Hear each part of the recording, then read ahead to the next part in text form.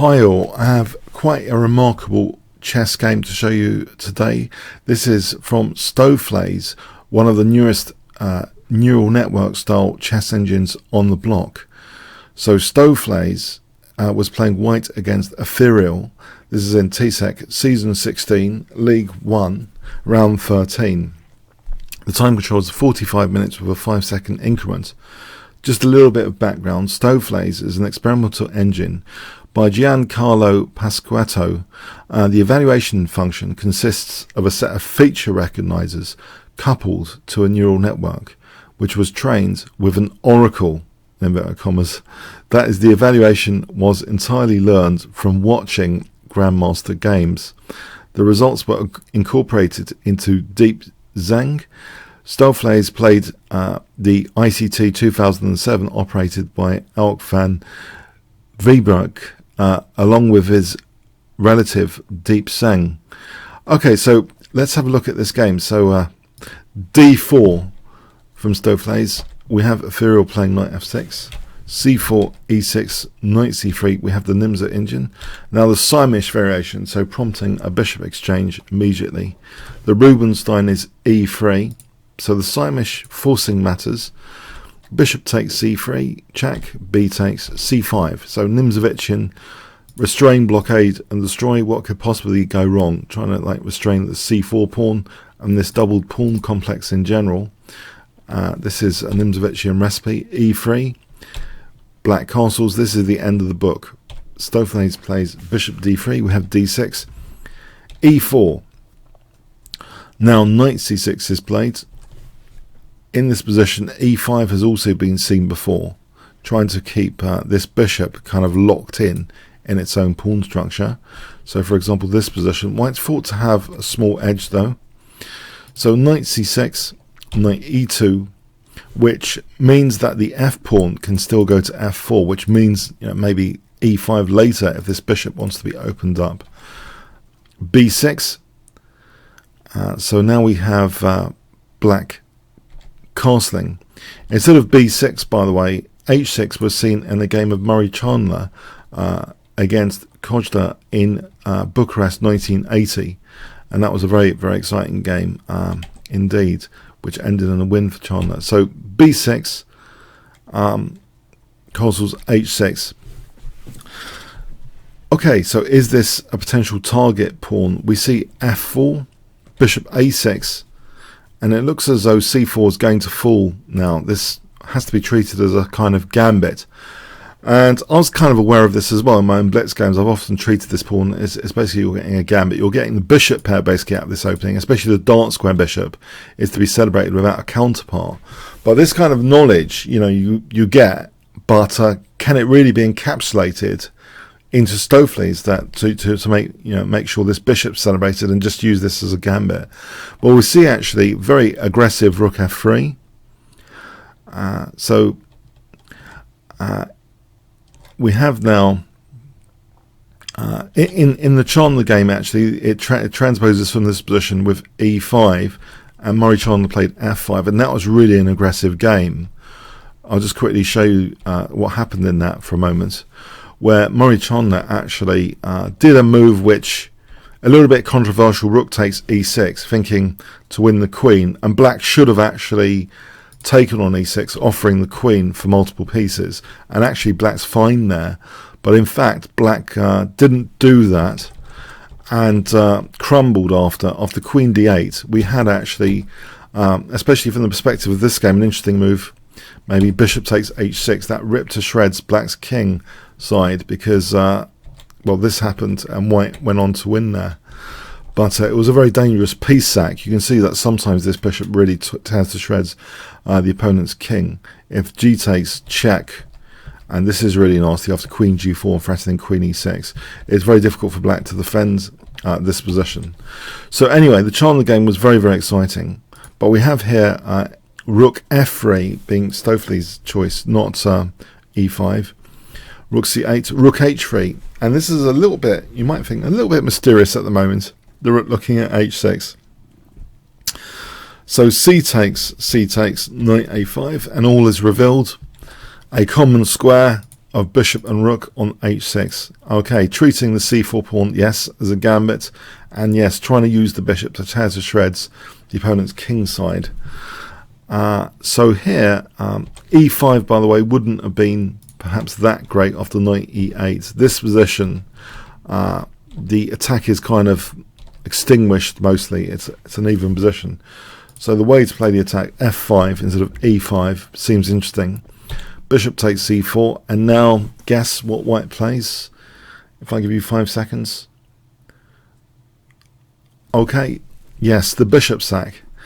So the c4 pawn is a sort of standard gambit, but the bishop sack's really nice to see. G takes was played. So options here, if bishop takes d3, in fact, guess what white could play here if this was played. 5 seconds. White can actually play bishop takes g7, believe it or not. This is just super dangerous. If, for example, bishop takes e2, queen d2, going onto the dark squares, not wasting time with a recapture, just wanting to get into the dark squares, or rook h8, and then queen h6. So, for example, like this, it's going to be crushing. It's going to be end of game for black. The king's exterminated. So yeah, very interesting lines. And instead of bishop takes e2, if king takes, then queen takes d3, and just building up pressure like this actually is really significant. White can get a crushing attack. This knight is basically not helping black's king safety. Black's king's pretty exposed here, and there's all sorts of nasties here. If queen takes, there's rook h7 check, and then taking the queen. So if this position, white's getting a very nice advantage. So it's a really dangerous piece sacrifice. It is taken rather than taking on d3. Rook takes h6, knight h7. Now here again, if bishop takes d3, queen takes, this is dangerous. After rook h4, taking on e6, getting the other rook in. If the knight coming back is a bit too late, black's king is really in trouble here. In these variations, and there's a nasty pin there, of course, to celebrate making that possible, and this just gets really nasty. Black gets obliterated basically.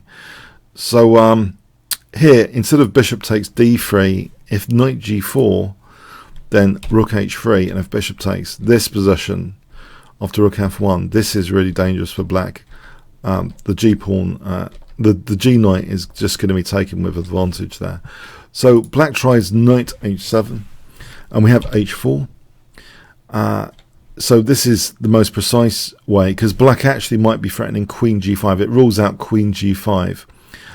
So for example, if knight g3, queen g5, which means queen e3 check could be annoying. So for example here, check, but with the idea of queen takes d4, this is very complicated. Not queen takes d3, because then the check here is pretty devastating. After f6, threatening mate in 1, and black is actually helpless. That's going to be mating black with the fawn pawn there. So, but yeah, these lines are really, really dangerous. So h4 stops queen g5, taking out d4 and perhaps coming back to that diagonal. So bishop takes d3, and now guess what white plays in this position? If I give you 5 seconds to pause the video.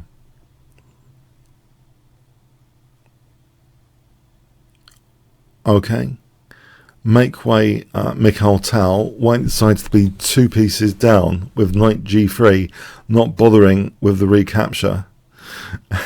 Basically, knight g3. The immediate threat, though, is queen g4 check.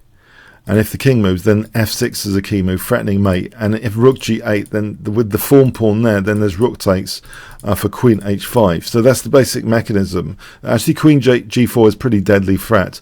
If queen takes d3 instead, then king g7, this ends up being better for black here. Black's actually okay there. So this is the most dangerous.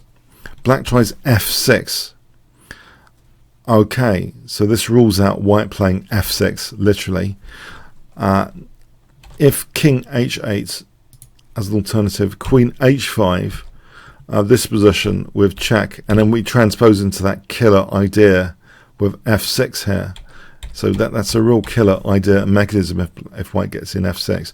So f6, knight h5 now is played, so still being two pieces down again, though, with another major threat like queen g4.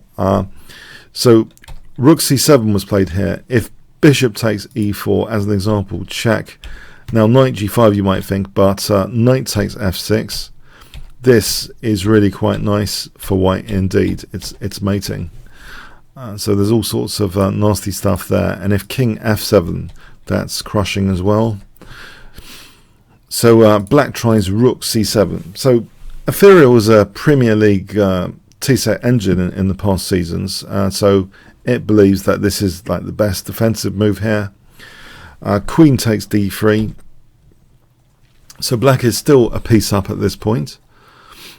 And it's just for one pawn. If we look at the pawns, white has 6 pawns, black has 5.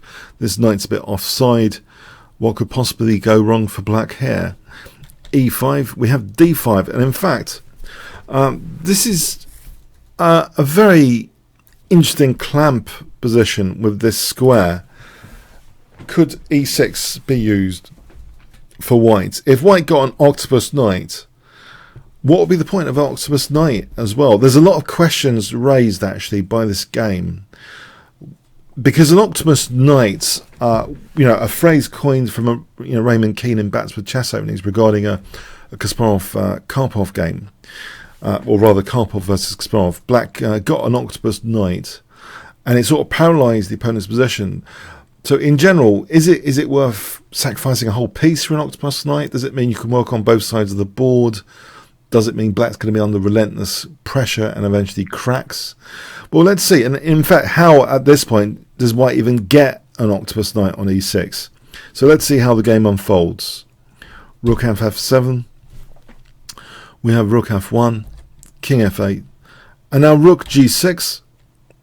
And in fact, with rook g6, it gives the idea now that perhaps g7 is going to be the route to get an octopus knight.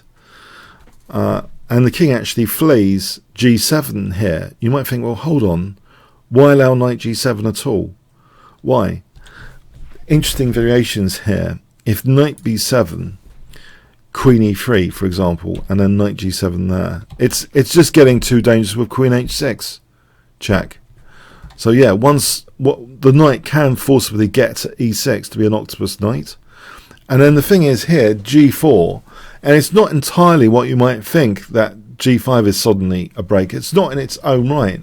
It seems to be also about the queen side pressure as well. It seems the octopus knight makes it very difficult to handle attack on the left and right here. So as an example, knight f8, black's going to have a big advantage. So g4 is actually not that effectual if given knight f8. Instead, though, it turns out here that queen d3, and with the octopus knight, this is quite peculiar, that, okay, it gains a tempo, but it also gains access to a6, and this is more sensitive. The knight striking in all directions here makes black more sensitive to actually a queen side attack, especially with the queen on h8. So say rook c5, queen a6, and black is really struggling here. The queen can run off to a8, but now g4, so this attack both on the left and the right hand side of black's position seems to be quite effectual. And in fact, there's a brilliant aesthetic here. Can you spot what white would play in this variation as a key move in this position, which shows the power of the octopus knight, this left and right jabbing of black's position? If this was like chess as boxing, white to play here, what would you play in this position? A kind of knockout blow. I'll give you 5 seconds to pause the video. Okay, there's actually rook g8, trying to lure the queen back.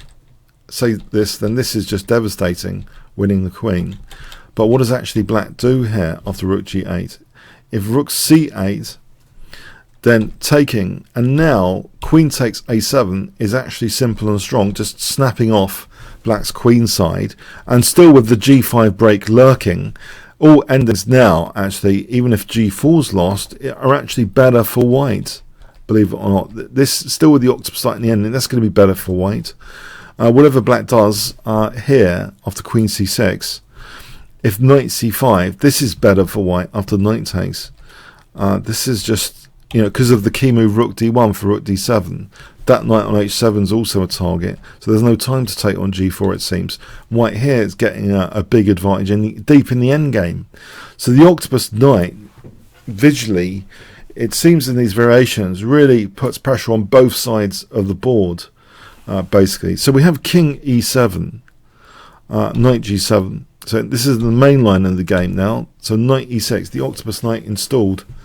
So fascinating. Will we see similar sort of stuff here in the main variation of the game, the so-called Octopus Knight? Queen D7, Rook F3, which gives the idea that maybe G7 is going to be a focal point. So here Rook goes to G3, Rook F G3, Queen C8. Now an interesting key move in this position, because you might think, well, Rook G7 surely. In fact, white played Queen E3. If Rook G7, there's check and Knight G5 tactically. So it's not the end of the world for black, this position. And in fact, it's white that gets in big trouble after check here. White's in big trouble. So Queen E3, making sure, and the knight's controlling C5. It's safe. The queen's safeguarding C1. So keeping black's counterplay at bay. Knight C4 interrupts the queen from the C file. The queen just drops back to F2. And now after Knight F8, Rook G7 here. Rook H7. White takes on H7 and plays King H2. So the Octopus Knight is really causing a load of issues behind the scenes for black. Queen B8 was played. If Knight A5 in this position, then Rook G6. Here, it seems as though white can even just play A4 first, and now G4, and the G5 break is actually significant. But look at the pressure on the black queen sign here.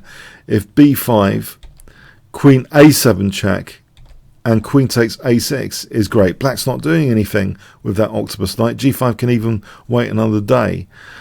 So yeah, there's very interesting variations. And instead, if here Queen B7, then Rook G8, and here this is dangerous for G5.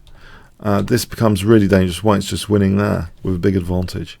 So very, very interesting. Queen B8 was played. So black's kind of with minimal counterplay. A4. Yeah, black's really just tied up in knots with this Octopus Knight there on E6. A6. And now, really cheeky. Really, really cheeky. So a piece down. Okay, this Knight on H7 is not the happiest knight ever in the history of chess. But guess what white plays in this position? If I give you 5 seconds.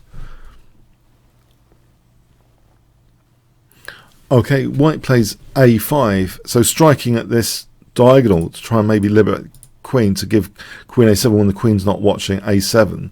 Black just took on A5, keeping that shield up on the diagonal. And now Queen C2 with the big threat of Rook C3 to just plunge into the queen side. So this left and right jabbing, this is really quite significant. Black tries to create a defense with B5. So now, if Rook C3, there's Knight C4. I'll put that on the board. Instead of B5 though, for a moment, Queen B7, just to put this on the board as well, then that's crushing. So B5, trying to arrange Knight C4. So if here Rook G8 though was played, the fantastic Rook G8, which echoes previous variations, trying to get the queen away for Queen C7. If Rook C3 here, Knight C4, then that's fine for black. But Rook G8, this left and right hitting of black's position and distracting the queen like this is really dangerous. So Knight F8 was played.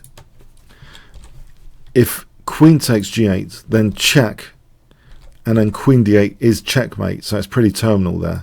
So Knight F8, tying black in knots. Now G4. So with that horrible pin, what is black doing here? Queen B6, G5.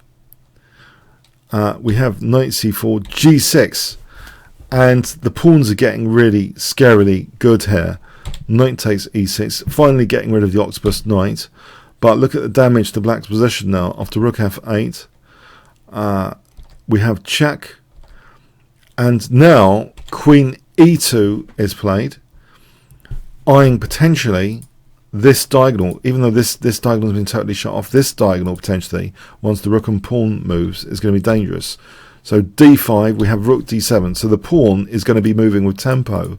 So this diagonal is going to be really nasty pretty shortly. Queen e3 is tried. So for example, if d takes, then g7 and then queen h5 is actually checkmate. So queen e3, but now white's pawns are menacing. They're actually absolutely menacing. After rook a7,